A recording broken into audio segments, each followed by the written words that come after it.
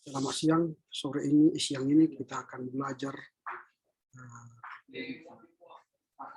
tentang penulisan karya ilmiah. Caranya melalui penulisan karya ilmiah ini kita boleh mendapatkan pengetahuan yang baik.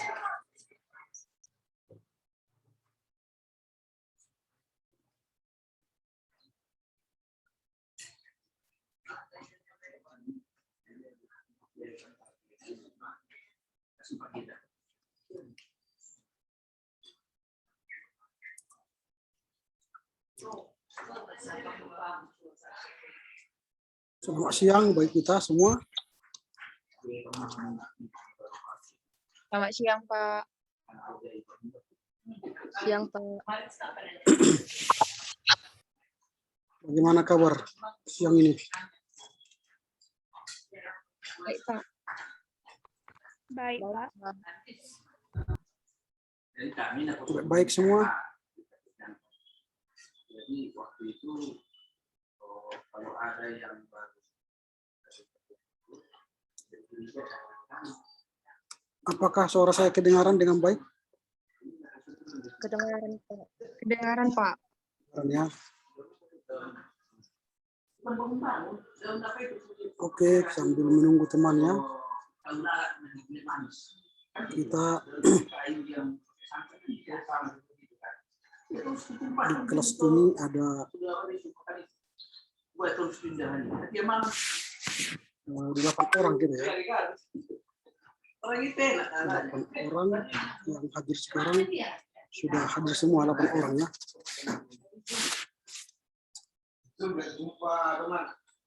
Oke, karena sudah hadir semua, saya mintalah Komti memilih salah satu dari kita untuk berdoa. Silakan Winta memilih siapa yang akan berdoa. Saya minta teman kami Marda Regina untuk membawa doa kita pada hari ini.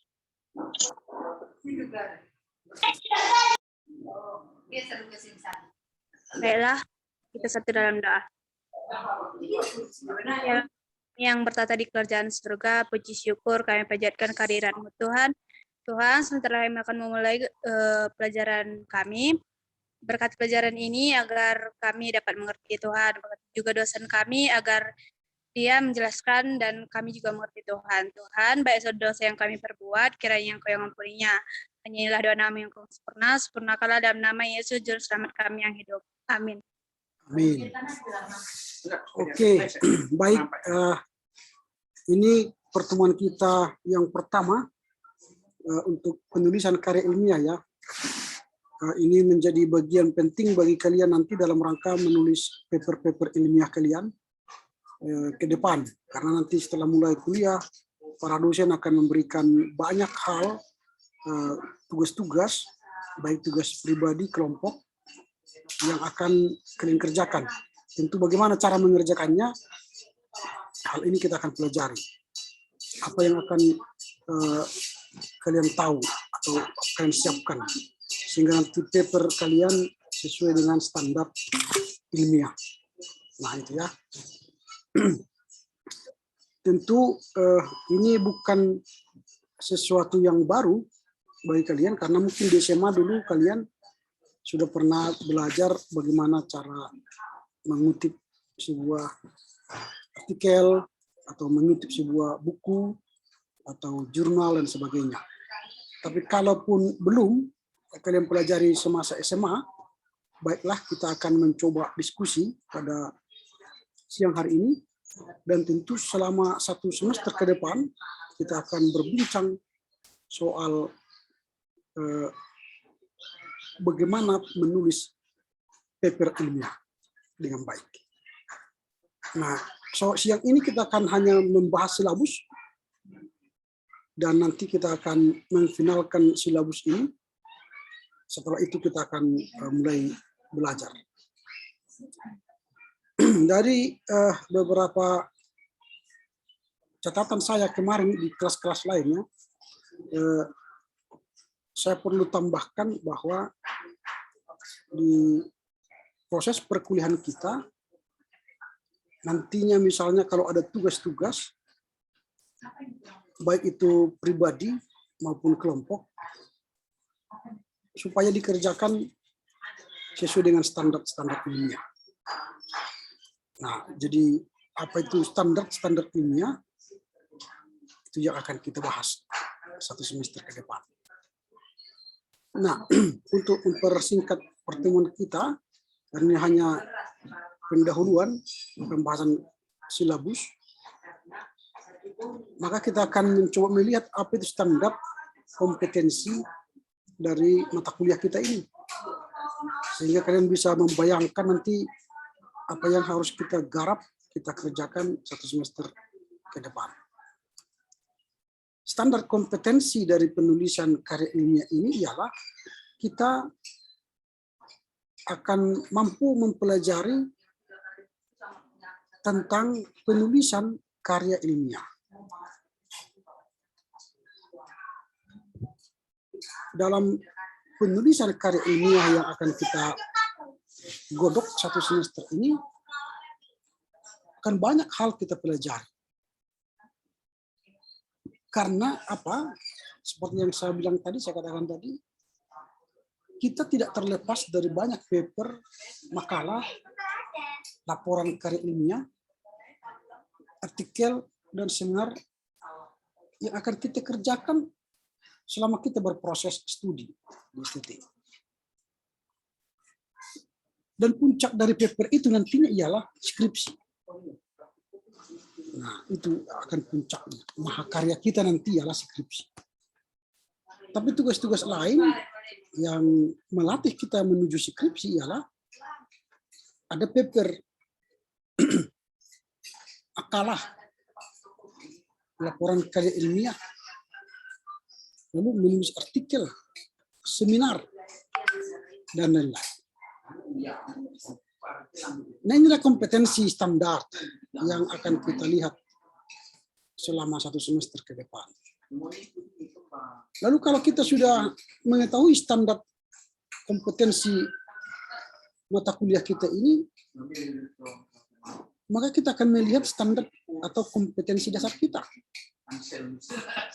Apa yang akan kita raih setelah kita belajar penulisan karya ilmiah ini. Kemampuan apa yang harus kita dapatkan? Yang pertama, kita mampu menulis karya ilmiah. Nah, setelah kita kuliah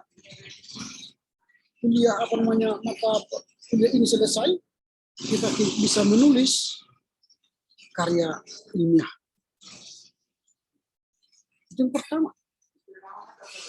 Kompetensi berikutnya yang kita dapatkan ialah mampu mengidentifikasikan pengertian, peranan, manfaat, tujuan, statistik. Bahkan kompetensi berikutnya ialah dapat menuliskan laporan dengan menggunakan statistik. Ini akan kita peroleh kompetensi dasarnya. Sehingga kita bergumul satu semester ini, kita akan memiliki kemampuan dasar. Nah, selain kemampuan dasar yang saya sebut tadi, kita juga akan memperoleh kompetensi khusus. Apa itu kompetensi khusus yang akan kita dapatkan selama satu semester ini? Kita mampu menulis karya ilmiah berdasarkan kaidah keilmuan. Artinya kita tidak sembarang menulis, tapi karya kita itu berdasarkan kaidah keilmuan. Nah, kaidah keilmuan itu artinya bagaimana cara kita mengutip pendapat orang melalui buku, melalui jurnal, melalui artikel, melalui harian Kompas, atau melalui wawancara, atau melalui video, e-book. Nah, itu kita akan lakukan. Lalu mampu menulis karya ilmiah yang sistematis dan metodologis. Sistematis artinya kerangka berpikir kita sistematis. Dimulai dari hal-hal biasa sampai hal-hal yang luar biasa. Jadi pikiran kita itu tidak amburadul, tapi menyelesaikan masalah secara sistem yang teratur, sistematis. Metodologis artinya kita menyelesaikan masalah dengan metodologi ilmu yang benar-benar ilmiah. Jadi bukan sembarangan ilmu-ilmu yang akan kita gunakan menyelesaikan. Jadi mata kuliah ini akan mengajar kita berpikir sistematis dan metodologis. Nanti ketika kalian menjadi seorang pendidik di kelas akan bertemu dengan banyak murid. Mulai dari murid yang baik sampai murid yang ternakal. Nah, kalau bertemu dengan murid yang baik tidak masalah. Tapi kalau bertemu dengan murid yang nakal, bagaimana kalian secara sistematis dan metodologis mengajar mereka? Ini yang menarik. Sehingga sebagai seorang scholar, kalian sudah terbentuk menjadi orang yang berpikir sistematis dan metodologis dalam menyelesaikan masalah. Nah, berikut nanti kalian akan mampu mengolah dan mengembangkan data statistik. Mengolah, mengembangkan data statistik. Kemudian populasi, frekuensi, grafik, simpangan, dispersi, variasi, sampling, distribusi, validasi, dan pembuktian hipotesa. Jadi data-data yang kalian dapat itu harus diolah menjadi data ilmiah. Itu harus diformulasi menjadi sebuah karya ilmiah dan menghasilkan pembuktian atas hipotesa kita. Itu yang akan kita dapatkan kompetensi. Lalu kompetensi khusus yang terakhir ialah mampu membuktikan potensi dan wawasan ilmiah yang kalian miliki dalam menyelesaikan masalah dalam bentuk karya ilmiah. Jadi pada akhirnya nanti skripsi itu kan dalam rangka pembuktian kemampuan kalian mengolah, menulis sebuah karya ilmiah. Jadi skripsi itu merupakan bukti bahwa kalian sudah seorang scholar, seorang sarjana. Inilah yang disebut dengan kompetensi khusus yang akan kalian dapatkan selama 1 semester ini. Nanti kita akan banyak berbicara soal bagaimana cara kita mengerti apa itu jenis-jenis dari karya ilmiah. Bagaimana kita menulis dengan bahasa yang ilmiah. Bagaimana kita memahami langkah-langkah menulis karya ilmiah. Menguasai tata cara penulisan karya ilmiah.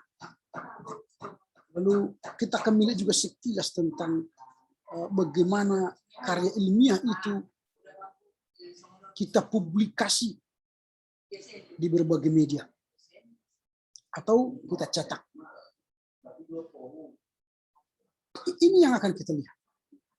Sehingga karya ilmiah kita itu bisa dipertanggungjawabkan, dipertahankan, bahkan di-share kepada siapa.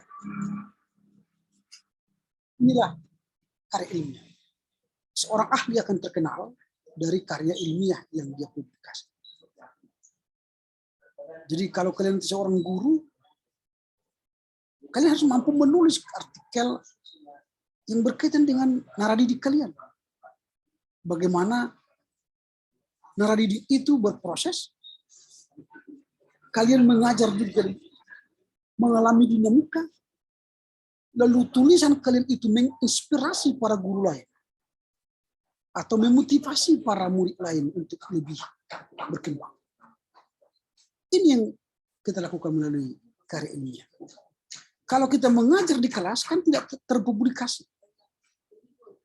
Kalau kita hanya mendidik orang di kelas atau di rumah atau di gereja atau di masyarakat, tidak terpublikasi. Atau kita mengajar di depan murid 30 orang, hanya disitulah orang tahu pemikiran kita. Tetapi kalau kita publikasi tulisan kita, baik dalam bentuk jurnal, cetak dan elektronik, atau melalui OJS, atau melalui karya-karya lain, maka pemikiran itu akan dibaca banyak orang, dan itu menginspirasi kita. Nah, ini yang perlu kita pelajari nanti. Sehingga karya-karya kita secara ilmiah dipertanggungjawabkan, secara ilmiah bisa berdaya guna, baik bagi kita dan bagi orang. Inilah dulu pengantar tentang silabus kita, sehingga kita memahami apa sebenarnya mata kuliah ini. Mau kemana kita berjalan dan apa yang harus kita raih selama 1 semester. Sampai di sini dulu, ada kira-kira pertanyaan? Silakan kalau ada yang mau bertanya untuk memperdalam tentang apa yang akan kita garap selama 1 semester ke depan. Ada yang mau bertanya? Tidak ada? Atau udah makan ini? Udah ya? Saya baru makan karena tadi baru melayat orang tua teman kami yang meninggal. Maka saya sekarang sedang di rumah Amang Preses ini. Tidak di rumah. Jadi saya sempatkan mengajar untuk kalian di tengah-tengah ada keluarga yang berduka dari keluarga pendeta ya. Tapi tidak mengganggu kita berprosesnya mengajarnya. Oke, ada lagi kira-kira yang kalau soal yang lain ya, soal tugas-tugas nanti akan kita lihat di apa? Di silabus ya. Lalu apa yang akan kalian baca, apa yang akan saya sampaikan di silabus. Nah, yang penting sekarang kalian tahu roadmap mata kuliah kita ini, peta jalannya mau kemana kita. Apa yang akan kita diskusikan sepanjang semester ini di mata kuliah ini. Supaya kalian bisa memilah-milah. Oh, kalau hari Rabu berarti kami bicara penulisan karya ilmiah. Kalau hari Selasa kami bicara bahasa Ibrani. Kalau hari Kamis kami bicara pembimbing PL, pembimbing PB. Nah, itu ya. Sudah ada kolom-kolom di apa kita, memori kita. Memori kita ini hebat loh. Otak kita ini lebih hebat dari apa? Dari hard disk. Hard disk sekarang berapa gigabyte terbesar? 2 tera kan? 2 tera berarti 2000 gigabyte. Wah, udah hebat itu kan, udah mahal itu. Harganya hampir 1.500.000, ada yang 2 juta. Harga 2 tera eksternal hard disk. Coba bayangkan kalau otak kita ini dibayar dengan harga hard disk. Bayangkanlah otak kita ini berapa gigabyte? 1 triliun gigabyte. Bagikanlah berapa harga otak manusia. Kalau 1 gigabyte tadi 1 juta, kalau 1 triliun, wah, ngeri ya. Artinya otak kita itu harus kita gunakan. Kita pilah-pilah, kita buat kamar-kamarnya. Nah, 1 juta gigabyte kapasitas otak manusia. Jadi kalau otak manusia itu 1 juta gigabyte, wow, ngeri kan? Ini biar kutunjukkan sama kalian. Sebentar, ini ada teman yang mau masuk.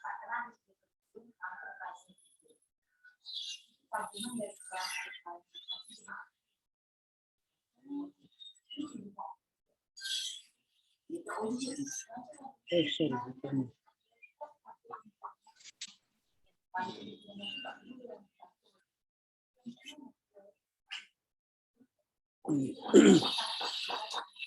Otak kita itu, kapasitas memori otak manusia setara 1 juta gigabyte.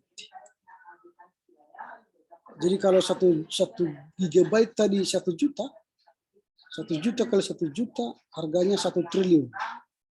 Jadi otak manusia itu kalau dihargai rupiah 1 triliun. Jadi otak kita ini sekarang 1 juta gigabyte seharga 1 triliun. Tapi persoalannya ialah yang 1 juta gigabyte otak kita ini tidak kita gunakan maksimal. Karena tidak kita isi. Itu persoalannya. Kan? Ada orang bangga, saya punya hard disk 2 tera. Jangan kalah 2 tera. 32 gigabyte. Kan bangga kita kan udah besar. Apa namanya hard disk kita. 32 gigabyte gitu. Seperti ini misalnya. Ini kan udah bangga kita 32 gigabyte. Kita kantong-kantong kemana-mana. Kita simpan data-data di sini. Kalau 32 gigabyte ini kita isi banyak data, karya ilmiah ada di sini nanti folder pembimbing PB, pembimbing PL, bahasa Ibrani, karya ilmiah, keren kan? Kalau orang pinjam habis kita, dia buka, wih, ada folder bahasa Ibrani, pembimbing PL, pembimbing PB, pembimbing karya ilmiah, lalu mata-mata kuliah yang lain, keren. Itu namanya harddisk mahasiswa. Tapi kalau orang pinjam harddisk kita, dicolok ke laptopnya, yang dilihat kosong, nggak ada folder. Heran mereka, kok foldernya mahasiswa di flash disknya nggak ada, kosong. Atau banyak foto-foto atau video-video, itu aja isinya paling banyak. Sampai full memori karena video dan foto. Nggak ada karya-karya kita di sana. Kasihan. Seperti itulah sering otak kita ini, otak manusia ini. Yang 1 juta gigabyte tadi tidak terisi.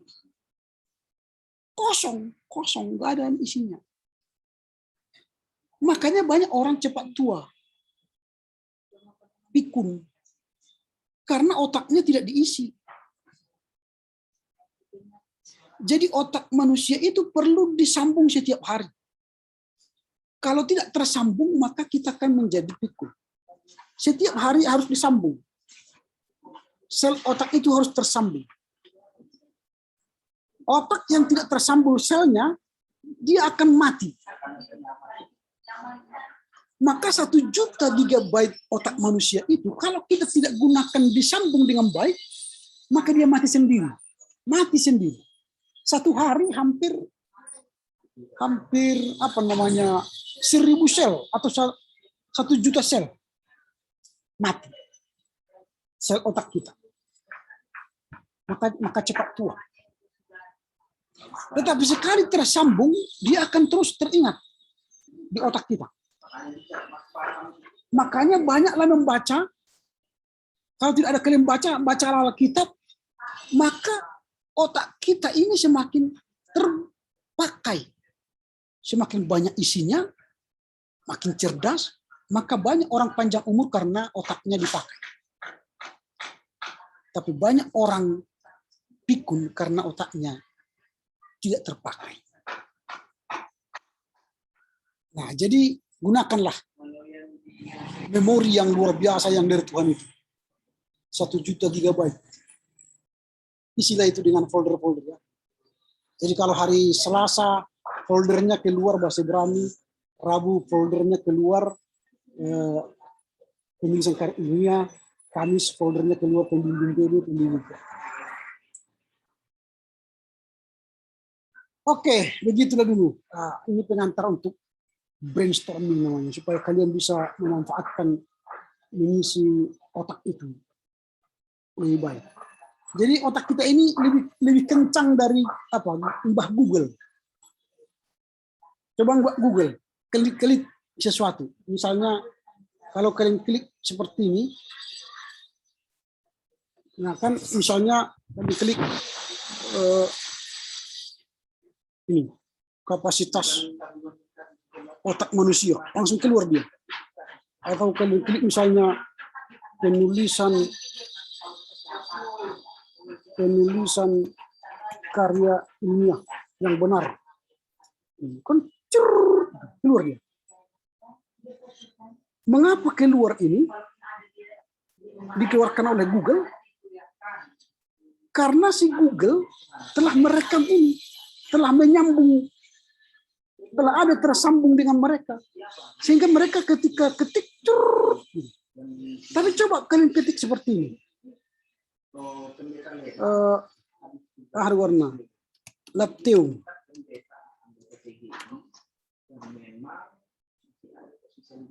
Nah, seperti ini langsung keluar kan? Karena dia sudah simpan. Atau kalian ketik misalnya contoh bojok.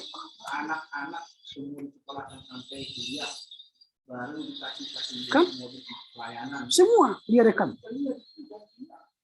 Atau kalian ketik sesuatu yang mungkin Google tidak tahu, apalah misalnya bahasa yang mereka atau Google tidak pernah dengar. Bondar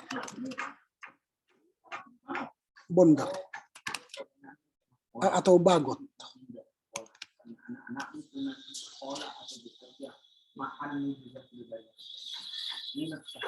Ini dia dapat terus.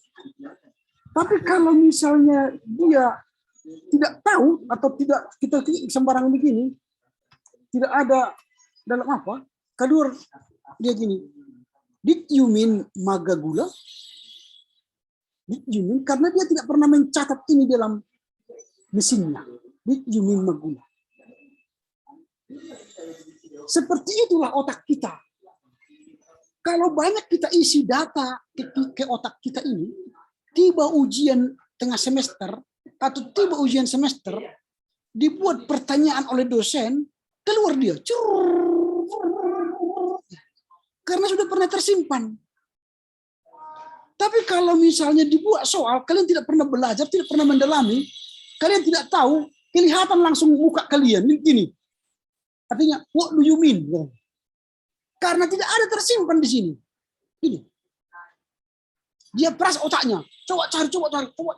Nggak ada. Karena tidak pernah tertulis di sini. Tidak pernah diisi. Otak yang 1 juta GB tadi tidak pernah diisi dengan mata pelajaran itu, mata kuliah itu. Akhirnya ketika ujian dapat, mukanya berkerut. Makanya saya tahu siapa mahasiswa yang siap ujian. Nanti hati-hati. Ketika ujian tengah semester, setelah saya kirimkan soalnya, saya lihat wajah kalian tersenyum, berarti ada isi otaknya. Sama seperti Google tadi, ketika kita klik, muncul dia maju. Karena sudah tersimpan di sini. Tapi kalau tidak ada di otaknya atau Google tidak menyimpan apa-apa, did you mean Magagula? Nggak ada di otak Google ini, nggak ada. Seperti itulah nanti kalau kalian ujian UTS. Karena tidak ada langsung gini. Pro gini. Saya sudah baca wajah kalian. Anda tidak tahu, itu aja. Lebih baik kumpulkan sekarang daripada stres kau, itu aja. Karena kalian paksa pun si Google mencari ini, nggak dapat itu, nggak ada. Karena kamu maga kakak lain, nggak ada ini di bahasa apapun di dunia ini, tidak ada ini. Maka dia bilang, do you mean Magagula? Kalau Magagula ini kita klik, ini dapat. Nah, dapat ini. Karena dia sudah banyak rekam tentang Magagula. Itulah cara kerja otak. Jadi otak kita ini lebih hebat daripada Google sepanjang kita mengisi otak kita ini. Otak kita ini tadi saya katakan 1 juta GB. Hanya terisi 32 GB pun flash disk kita ini tadi terisi banyak apa artikel-artikel. Waduh, sudah banyak sekali nih. Kalau 32 GB kita isi artikel-artikel di sini, sudah jutaan artikel itu. Ini masih 32 GB loh. Sempat 1 juta GB kita isi. Makanya orang-orang cerdas itu tanya waktu baru bangun itu, tanya dia langsung tahu dia. Kalau keluar. Ini kalian sudah tenang-tenang pun ditanya. Enggak kalian tahu apa? Coba kalau misalnya contoh ini saya uji dulu memori kita. Saya uji saja. Contoh. Soal cepat ini ya. Di manakah ibu kota Indonesia? Jakarta, Pak. Orang yang cepat menjawab udah langsung cert, itu keluar tuh. Cert, hitungan detik itu. Cert, gitu. Dia cari Jakarta. Keluar baru ucapkan. Tapi kalau berpikir pura-pura gini. Wah, berarti loadingnya lambat. Karena prosesornya lambat. Itu. Nah, ini saya persempit lagi. Di manakah kantor pusat GKPI? Siantar, Pak. Wah, hanya si Erwin. Karena GKPI dia. Cepat dia jawab. Tapi orang yang dari GKPI nggak tahu kan? Karena mungkin tidak pernah simpan di memorinya. Oke, saya persulit lagi. Apakah nama di pusat kota Medan? Nggak ada yang dapat. Karena nggak pernah disimpan. Apa itu? Di tengah-tengah kota Medan itu apa? D kan? Wah, ya, dia Pak. tahu. Dia tahu, berarti sering main TikTok. Nah, ini jadi tergantung apa yang kita isi. Selama kita tidak pernah mengisi, ketika ditanya tidak tahu, maka otak kita emang what do you mean katanya. What do you mean? Kalau mengernyit mukanya, itu artinya otaknya berkata, what do you mean? Tak ada di sini katanya. Tak bisa keluar. Kalian paksa pun nggak keluar itu. Jadi kalau ujian nanti kalau gini-gini kalian terus sampai awal sampai akhir, ini diperas pun sampai habis nggak datang gitu. Karena nggak ada yang tertulis di sini, nggak pernah. Maka tugas kalian ialah sambunglah otak itu setiap hari, sambung. Begitu cara melatih. Gitu ya. Oke, ada pertanyaan lagi? Ada pertanyaan? Kalau tidak, Kalau tugasnya banyak kan Pak? apa? Kalau tugasnya dari Bapak kan Pak? Aduh, kurang jelas. Coba lagi. Kalau tugasnya Bapak yang nentuin orangnya kan Pak? Ya. Kalau tugas-tugasnya nanti, kalau dia kelompok, nanti komti yang membagi. Tapi kalau laporan baca nanti saya akan bagi aja. Oke. Ada lagi kira-kira yang mau bertanya? Saya, Pak. Ya, silakan. Jadi kan ini jam kuliah kita hari Rabu jam 2 kan, Pak? Ya. Apa bisa diganti jam kita ini, Pak? Karena saya ada tabrakan jam mata kuliah saya sama yang lain, Pak. Kalau soal diganti nggak bisa, karena ini sudah diatur oleh akademik ya. Nggak bisa ya, Pak ya? Ini sudah tetap ini. Kamu yang baik. tahu ke kami kan? Jadi Iya, Pak. jangan paksa kami menyesuaikan denganmu. Kamu yang Baik. menyesuaikan dengan kami. Baik, Pak. Gitu ya. Oke, Pak. Kalau kamu yang mengontrak ke kami, ya janganlah kami pula menyesuaikan denganmu kan. Ini sudah ada waktunya seperti ini, ya inilah diikuti. Tidak bisa tabrakan dengan yang lainnya itu ganti. Kalau mau ikut ini. Atau yang ini tak usah diikuti. Nah, itu aja. Pilihan itu. Masih bisa sekarang diganti-ganti nih. Masa-masa minggu ini ya. Tapi kalau minggu Baik, depan, tidak boleh diganti-ganti lagi. Sudah harus final. Oke. Ada lagi? Oke. Kalau tidak ada, kita bicara dulu soal hari Kamis. Ini masih ada perdebatan kalian soal waktu. Lalu kan kita sudah menerima roster bahwa kita akan belajar besok pembimbing PL itu jam 14.00. Lalu kalian bilang bahwa Pak Ito itu tidak bisa jam 16 sore. Lalu kalian minta saya menggantikan ke hari yang lain. Enggak bisa. Saya juga sudah disetel waktunya. Karena saya katakan tadi yang mengatur waktu itu kan akademik. Mereka sudah melihat di mana kami yang kosong, di mana kami bisa mengajar. Jadi kalau misalnya nanti kalian minta waktu saya buat waktu yang lain, itu dosen-dosen juga sudah mengisi itu. Tabrakan juga.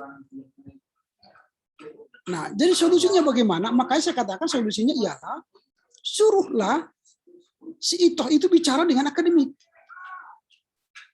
Dengan Pak Liston. Karena Pak Liston yang tahu di mana dosen-dosen yang mengajar. Jadi kalau dia bilang, aku tidak bisa, ya udah. Pasti nanti dicari dosen yang bisa. Itu kan. Jadi jangan mengorbankan orang lain.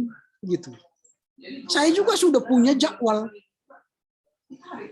Kalau hari Sabtu nggak bisa kuliah, itu kan libur. Jadi kalau kami mengajar mulai Senin sampai Sabtu, kapan lagi untuk keluarga? Kan gitu. Kecuali nanti ada hal-hal yang membuat kita menggantikan kuliah karena sesuatu, kita pindah ke Sabtu. Itu cadangan itu. Sabtu itu cadangan. Mana tahu sesuatu hal nanti membuat kita tidak bisa belajar pada waktu yang dijadwalkan, maka kita ganti nanti pada hari Sabtu. Dan banyak dosen-dosen nanti seperti itu. Menggunakan Sabtu itu sebagai pertemuan pengganti. Gitu.